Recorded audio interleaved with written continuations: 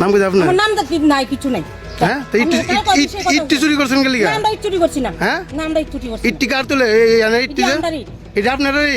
কোন বাট্টা থেকে আনছেন? আমরা তো কুত্তি কত অনেক কোন বাট্টা থেকে আনছেন? আমি ঘর তুলি সময় অনেক কানে বাটা থেকে আনছি। আপনার রাস্তার ইটটা আপনার?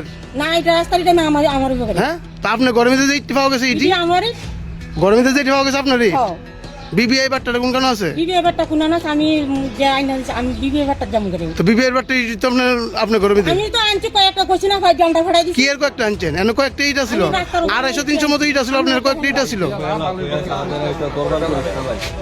ইটটি কই? ঘর থেকে কই চলেছেন ইটটি? আপনার এলাকার মেম্বার ছিলেন?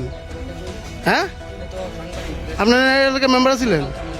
মোচরা অধীনে 1 নম্বর ওয়ার্ড, এখানে পিডাব্লিউডি ডিপার্টমেন্টের অধীনে একটা রোড কনস্ট্রাকশনের কাজ হচ্ছিল। সেখান থেকে দীর্ঘদিন যাবৎ সেখান থেকে আমাদের কাজের যে মাল মেটেরিয়ালসগুলো আছে বিভিন্ন দিন যাবৎ এখান থেকে মাল মেটেরিয়ালসগুলো সরানো হচ্ছে, চুরি করছে এখানে গ্রামের কিছু লোক। তো আজকে আমরা তার পরিপ্রেক্ষিতে আমরা এই গ্রামের প্রধান মেম্বারের সাথে আমরা কথা বলি। কথা বলার পর আমরা গ্রামের কয়েকজনের সাথে কথা বলার পর ওইখান থেকে আমরা জানতে পারি যে প্রদীপ দাস নামক একজন ব্যক্তি আছে, তার বাড়িতে আমাদের ইটগুলা নিয়ে রেখেছে। তো আমরাও তৎসঙ্গে তার বাড়িতে যাই। যাওয়ার পর ওইখানে আমরা ইটগুলো দেখতে পাই এবং তাদেরকে জিজ্ঞাসা করি, তারা স্বীকার করে। তারপর তাদেরকে বলি যে আমাদের ইটগুলা যেখান থেকে নিয়েছে ওইখানে রেখে দেওয়ার জন্য, কিন্তু তারা ওই ইটগুলো আমাদেরকে দিচ্ছিল না। তার জন্য আমরা প্রশাসনের কাছে দ্বারস্থ হই এবং আজকে প্রশাসন এসেছে এবং যদি প্রশাসন তাদেরকে বলে গেছে যে আমাদের ইটগুলা যাতে দিয়ে দেয়, তারা যদি ইটগুলা না দেয় তাদের বিরুদ্ধে আমরা এফআইআর করতে বাধ্য হব। না, তারা তো বলেছে যে ইটগুলো নাকি দিয়ে দিয়েছে। না, ইটগুলা যদি দিত তাহলে এখানে গ্রামের মধ্যে প্রধান আছে, মেম্বার আছে, বা গ্রামের মানুষ আছে, তাদের সামনে বা আমরা আছি, আমাদেরকে দেখে আমাদেরকে জিজ্ঞেস করে ইটগুলা রাখার দরকার ছিল। কিন্তু তারা তো বলছে যে রাতের অন্ধকারে এসে ইটগুলা দিয়ে গেছে, কিন্তু আমরা ওই ইটগুলা আমরা পাইনি।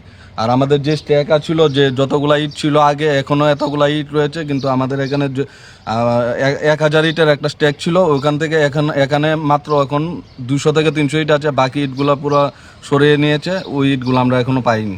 সোনা নয়, কিন্তু দেখতে একেবারে সোনার মতো। আপনার সাজের নতুন ঠিকানা এখন শান্তির বাজার। New Loknath gold plating jewellery এখানে পাওয়া যায়। তামার উপর সোনার জলে রং করা সব ধরনের রেডিমেড গহনা পাইকারি ও খুচরা দরে। ছেলে হোক বা মেয়ে, সবার জন্য রয়েছে স্টাইলিশ কানের দুল, ঝকঝকে গলার হার, হাতের আংটি চুড়ি ও ডিজাইনার জুয়েলারি। আধুনিক ফ্যাশন গহনার বিশাল কালেকশন। প্রত্যেক কেনাকাটায় পাচ্ছেন 20% পর্যন্ত বিশেষ ছাড়। 5000 টাকার কেনাকাটার উপর পাচ্ছেন আকর্ষণীয় উপহার। চুড়ি, কানের দুল থেকে শুরু করে ডিজাইনার হার, সব এক জায়গায় সাশ্রয়ী দামে ট্রেন্ডি ডিজাইনে। আমাদের ঠিকানা দক্ষিণ ত্রিপুরা, শান্তির বাজার সাগরিকা গেস্ট হাউসের ঠিক নিচে।